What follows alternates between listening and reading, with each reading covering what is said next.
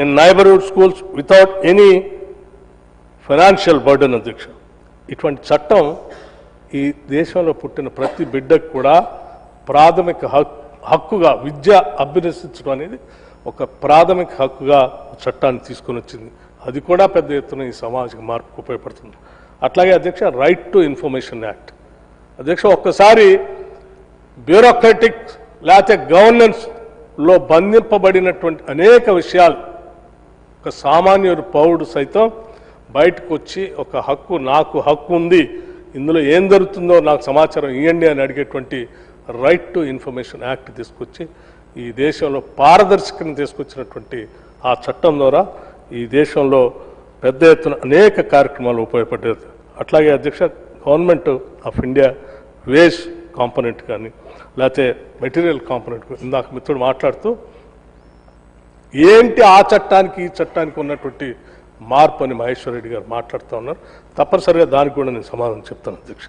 ఇలా అనేక చట్టాలు తీసుకొని వచ్చి ఈ దేశ రాజకీయ స్వాతంత్రం నుంచి, ఆర్థిక స్వాతంత్రం నుంచి, సామాజిక స్వాతంత్రం నుంచి, ఆత్మగౌరవంతో బతకటానికి కావాల్సిన అన్ని వర్గాలకి రకరకాల చట్టాల్ని అనాదిగా తీసుకొని వచ్చినటువంటి చట్టంలో ఒక భాగమే national employment rural employment guarantee scheme అధ్యక్ష. ఇది మహాత్మా గాంధీ గారి పేరు మీద పెట్టాము అధ్యక్ష. దేశంలో ప్రతి ఒక్కళ్ళం మహాత్మా గాంధీని జాతిపితగా కొలుస్తాం అధ్యక్ష. చిన్న పెద్ద తారతమ్యం లేకుండా, కులాలు మతాలు ప్రాంతాలకు తేడా లేకుండా అందరం మహాత్మా గాంధీని జాతిపితగా కొలుస్తాం అధ్యక్ష.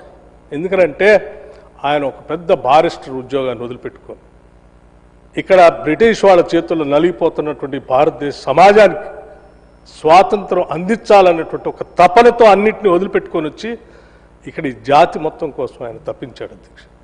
పనిచేశాడు, పాదయాత్ర చేశాడు, సమస్యలు అర్థం చేసుకున్నాడు. ఈ సమాజంలో రాజకీయ స్వాతంత్రం ఒకటే కాదు, ఒక సామాజిక స్వాతంత్రం, పరివర్తన, గ్రామ స్వరాజ్యం కూడా రావాలని చెప్పి ఈ సమాజంలో అనేక రుగ్మతలకి రిఫార్మ్స్ కూడా తీసుకొచ్చాడు. ఆ రిఫార్మ్స్లో భాగమే హిందూ ముస్లిం భాయి భాయ్ అని చెప్పినటువంటి నినాదం, దళిత జనోద్ధరణ అనేటువంటి నినాదం, అంటరాని తరానికి వ్యతిరేకంగా ఆయన నిర్ణయించిన నినాదం, ఇవన్నీ కూడా కేవలం రాజకీయ స్వాతంత్రం ఒకటే కాదు, సమాజంలో ఉన్నటువంటి రుగ్మతలు తొలగించడానికి కూడా పెద్ద ఎత్తున ఆయన పోరాటం చేసి జీవితాన్ని అంకితం చేశాడు అధ్యక్ష.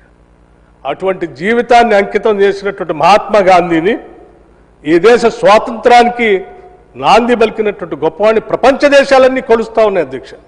ఈ దేశంలో ఉన్నటువంటి రుగ్మతలే కాదు, ప్రపంచంలో ఉన్నటువంటి ఈరోజు హింస అన్నిటికీ కూడా ఏకైక మార్గం, ఒకటే సమాధానం, గాంధీయిజం అని చెప్పేసి ప్రపంచంలో ఉన్నటువంటి అనేక దేశాలు ఈరోజు గాంధీయిజం ఒకటే ఈ ప్రపంచ మానవాళిని కాపాడుతుందని చెప్తున్నటువంటి తరుణంలో ఈ దేశమంతా గొప్పగా భావించేటువంటి మహాత్మా గాంధీ అధ్యక్ష ఒక్కసారి ఆలోచన చేయండి. మనం అందరం గొప్పగా కొలుస్తూ ఉంటే, స్వాతంత్రం తెచ్చుకున్న సంబరాలు చేసుకుంటా ఉంటే, జాతిపితగా అతను కొలుస్తూ ఉంటే, స్వాతంత్రం వచ్చిన 6 నెలల లోపులోనే పట్టపగలు డే లైట్ తుపాకీ తీసుకొని కాల్చినటువంటి వ్యక్తులకు సంబంధించినటువంటి ఆలోచన విధానాన్ని ఈ దేశంలో ప్రవేశపెట్టడం కోసం ఆలోచన చేస్తూ ఉంటే ఇది ఎక్కడ దుర్మార్గం అధ్యక్ష?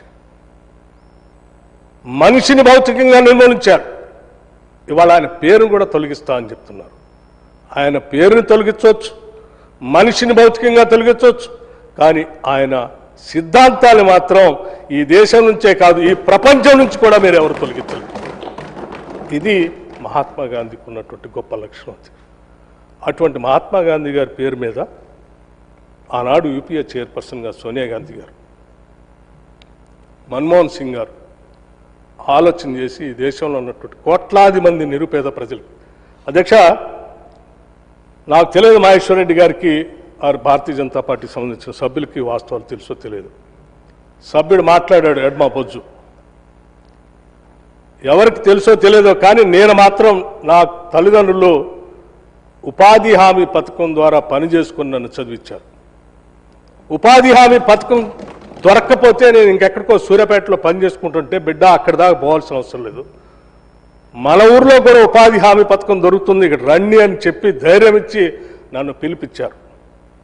అటువంటి ఉపాధి హామీ పథకంతోనే నా తల్లిదండ్రులు నన్ను చదివిస్తే నేను ఎదిగి ఇక్కడ ఈరోజు తెలంగాణ చట్టసభల్లో కాలు మోపి ఆ చట్టం కోసం నేను మాట్లాడుతున్న ఆ బాధ ఏంటో నాకు తెలిసిందని చెప్పినటువంటి సభ్యుడు మాటలైనా అర్థం చేసుకోవాలి కదా.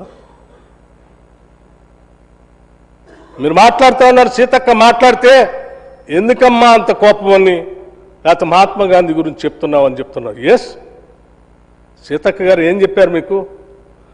Mahatma Gandhi national employment guarantee scheme ద్వారా ఈ సమాజంలో బాధపడుతున్నటువంటి ఇబ్బంది పడుతున్నటువంటి పేదవాళ్ళకి ఆ చట్టం ద్వారా వాళ్ళకి ఏ రకంగా ఉపాధి దొరికింది, ఏ రకంగా ఆత్మగౌరవంతో బతికారు. అటువంటి గొప్పవాళ్ళు తీసుకొచ్చిన చట్టంతో తీసుకొచ్చినటువంటి పేర్లు మహాత్మా గాంధీ, అంబేద్కర్, నెహ్రూ. అధ్యక్ష, మహేశ్వర్ రెడ్డి గారి గురించి కూడా నేను చెప్తాను, మీరు మాట్లాడిన సబ్జెక్ట్ గురించి చెప్తున్నాను. అధ్యక్ష, ఏం తప్పు చేశారు అధ్యక్ష మహాత్మా గాంధీ? ఈ దేశానికి స్వాతంత్రం తీసుకురావటం తప్ప? ఏం తప్పు చేశాడు అధ్యక్ష డాక్టర్ బాబాసాహెబ్ అంబేద్కర్? ఈ దేశానికి భారత రాజ్యాంగాన్ని అందించడం తప్ప?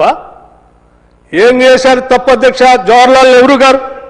ఈ దేశానికి పంచవర్ష ప్రణాళికలు తీసుకొచ్చారు.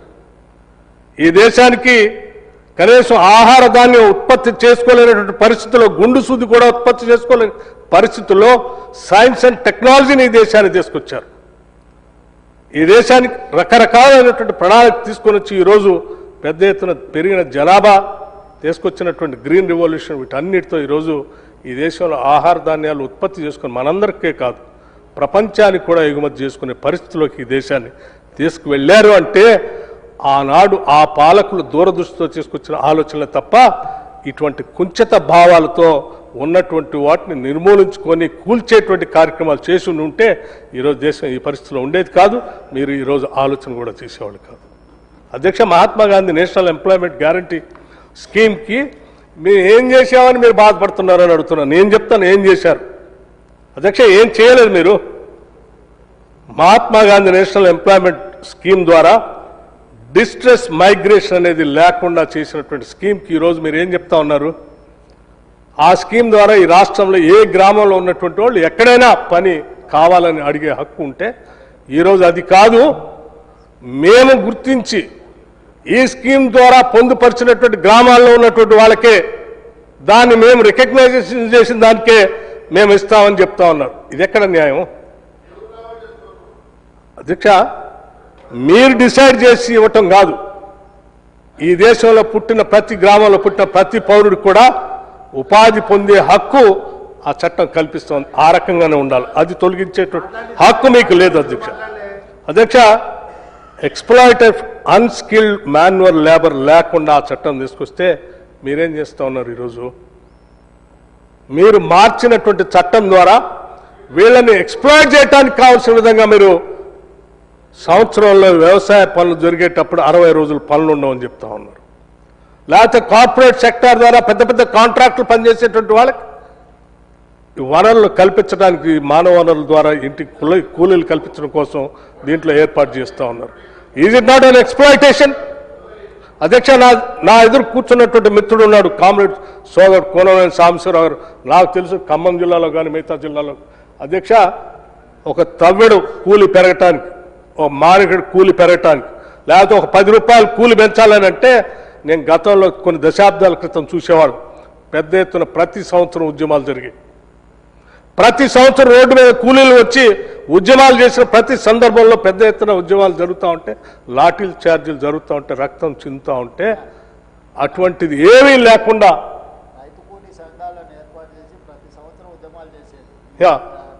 అటువంటి ఒక్క సంఘటన కూడా జరగకుండా ఉండే విధంగా కేవలం ఒక చట్టం ద్వారా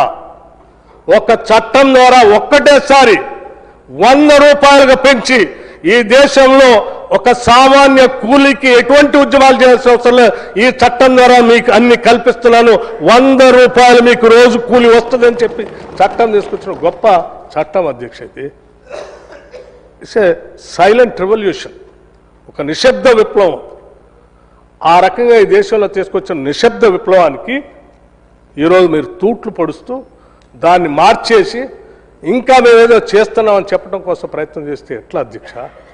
ఇది పేదల కోసం, ప్రజల కోసం, రైతుల కోసం, ఈ సమాజంలో అన్ని వర్గాల కోసం ఆలోచన చేసి ఆనాటి ప్రభుత్వాలు తీసుకొచ్చే చట్టాలని కేవలం కొన్ని కార్పొరేట్ శక్తులతో నడుపుతున్నటువంటి భారతీయ జనతా పార్టీకి సంబంధించిన ఆలోచన విధానంతో ఈరోజు ఈ చట్టాలని తూట్లు పొడవాలని ప్రయత్నం చేస్తే తాత్కాలికంగా మీకు ఏమైనా మేలు జరుగుతుంది తప్ప శాశ్వతంగా జరిగేది కాదు. ఇప్పుడే కూల్ రేట్లు పెంచాలని మా ముఖ్యమంత్రి గారు చెప్తా ఉన్నారు. కూల్ రేట్లు పెంచాలని ప్రతి సంవత్సరం ఉద్యమాలు జరిగాయి.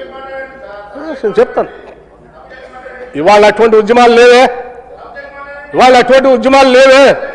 అధ్యక్ష, సబ్జెక్ట్ మీరు ఏ ఎక్స్ప్లాయిటేషన్ అయితే అన్స్కిల్డ్ లేబర్కి ఉండకూడదని మేము చట్టం తీసుకొచ్చామో అదే అన్స్కిల్డ్ లేబర్ ఎక్స్ప్లాయిట్ చేయటం కోసం మీరు ప్రయత్నం చేస్తా ఉన్నారు.